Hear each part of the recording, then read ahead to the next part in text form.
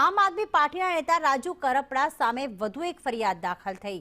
Jail પ્રશાસનની પ્રતિષ્ઠાને હાનિ પહોંચાડવા મુદ્દે ફરિયાદ દાખલ થઈ છે, જેમાં આપની સોશિયલ મીડિયા ટીમ સામે પણ ફરિયાદ દાખલ થઈ।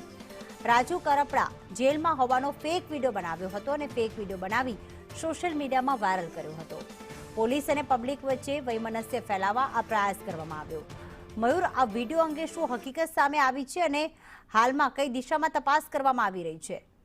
પ્રીતિ, ચોક્કસથી વાત કરીએ તો જેલ પ્રશાસનની પ્રતિષ્ઠાને હાનિ પહોંચાડવા બદલ જે આમ આદમી પાર્ટીના જે યુવા નેતા છે રાજુ કરપડા, તેની વિરુદ્ધમાં વધુ એક ગુનો છે તે નોંધાયો છે।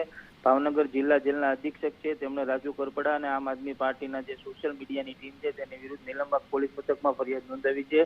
ફરિયાદમાં એવો ઉલ્લેખ કરવામાં આવ્યો હતો કે રાજુ કરપડા જે સમયે જેલમાં ન હોય તે સમયે એને જેલમાં હોવાનું ખોટું બનાવટી વિડીયો છે તે બનાવ્યો હતો અને 29 ઓક્ટોબરના રોજ આ વિડીયોને છે તે પોતાના સોશિયલ મીડિયામાં જે તે વાયરલ કરવામાં આવ્યો હતો। ત્યારે વિડીયો બનાવી જેલ પોલીસ અને પબ્લિક વચ્ચે જે રાગદ્વેષ અને વૈમનસ્ય ઊભું થાય તેવું કૃત્ય છે તે આચરવામાં આવ્યું છે।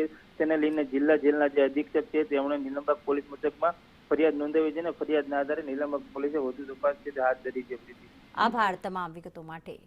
મિત્ર પ્રવીણભાઈ લડ્યા, જેના કારણે આ સંમેલન સમયે હું હાજર નહીં હોય, મારા ખેડૂત ભાઈઓને મળી નહીં શકું, આ વાતનું મને દુઃખ છે।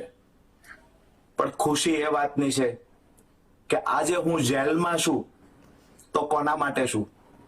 મારા ખેડૂત પરિવારોને દેણામાંથી બહાર કાઢવા માટે, અમારા ખેડૂતોને બચાવવાની લડાઈ હું અને મારા સાથી મિત્ર પ્રવીણભાઈ લડ્યા, જેના કારણે આજે અમે જેલમાં છીએ।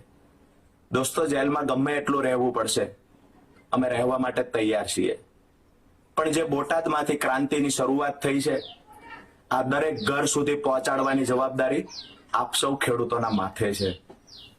પરિવારથી દૂર છું, જેલમાં છું, મારા ખેડૂતોથી દૂર છું, આ સંમેલન સમયે હું હાજર નહીં હોય